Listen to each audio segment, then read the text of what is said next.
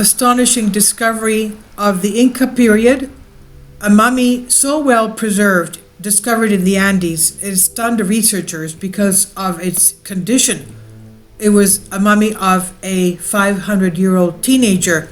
The Inca maiden, quote unquote, the maiden mummy discovered high up in the Andes, perfectly preserved, with archaeologists involved going to the description of the discovery, to describe the discovery as one of the most powerful experiences of their lives because of the condition, of course. The discovery, heralded as one of the finest and perfect of its kind, researchers climbed 22,000 feet into the Argentina's portion of Andean mountains onto the world's tallest active volcano before stumbling across the remnants, and what they found was astonishing. A female teenager, about 13 years old, wrapped in a blanket pressed tightly around her crouched body, along with another girl and boy believed to be 4 or 5 years old. They were taken for analysis. The remains were found to be about 500 years old, placing their identities as Inca, the great empire which dominated South America until the Europeans arrived at the end of the 15th century. Despite being buried under 1.5 meters, that's about 5 feet of rock and earth, their internal organs looked perfect on a CT scan, as if they had just passed away only recently. Dr. John Reinhardt, archaeologist who helped lead the team at the time, said the remains were the best preserved of any mummy I've seen, he said. He recounted his momentous 1999 excavation during Smithsonian Channel documentary, Mummies Alive, the Inca Maiden, 16 years later. They reached the peak of Mount Lulaco, and he said, all of a sudden I heard this guy cry out, "Mummy." Obviously that's when they found it. When she first came out of the ground, she was completely wrapped up. We couldn't see any part of her body, but the textiles were just outstanding, and they were so well preserved.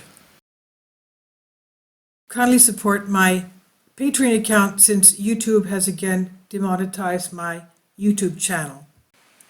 The daily posts are 5 videos daily, and they are totally different from what I have on my YouTube channel.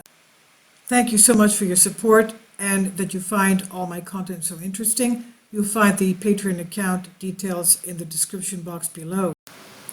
Their biggest surprise came when they removed the wrappings. As Dr. Reinhardt gently worked his way down from the top, a full head of hair appeared, and her hair is magnificently, it looks like if it's tiny braids. So he said we had a talk while we were doing it. It was as if we were afraid at some level we might make this mummy up because she seemed so alive, but nothing had the impact of when we uncovered her hands. It was probably one of the most powerful experiences I've had in my life because those hands were perfect, he said. The maiden's hands, as she was later called by researchers involved with the work, they called her the maiden, had all the details of the living hand. Her skin, creases, and nails were all intact. Preserved along with her was a spectacular collection of artifacts, including ceramics, figurines, and textiles. The archaeologist said everything appeared totally untouched. Not a color had faded in any of the materials, nor had any of the relics been damaged or changed in any way since they had been buried hundreds of years ago. Since the initial discovery of this, extensive research had seen the maiden's story take a sinister turn. In 2013, scientists revealed that drugs and alcohol played a key part in the months and the weeks leading up to the children's deaths. Testing one of the children, the teenage girl, suggests that she was sedated before her demise.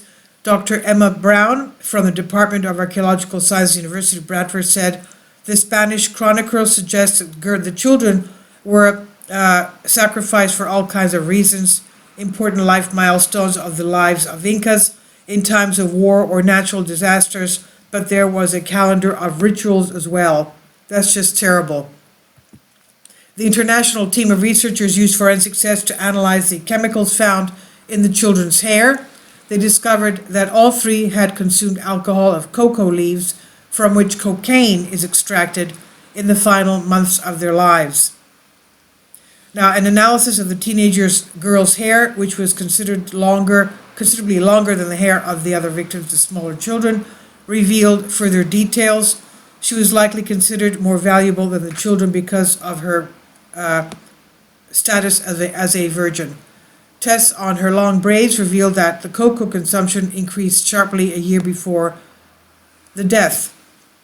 Now, Dr. Brown told BBC, from what we know, the Spanish chronicles, particularly attractive or gifted women were chosen. The Incas usually had someone who went out to find these young women, and they were taken from their families as well. The results also reveal that the girls ingested large amount of alcohol in the last few weeks of their lives. Dr. Brown added, in this case, we think that the combination of being placed in the grave with the alcohol and the cold, the mountain is over 6,000 meters high above sea level, she would have passed away quietly, they said. So that's what was found here. This is by Joel Day on Express UK. Please leave your comments. Thank you for your support.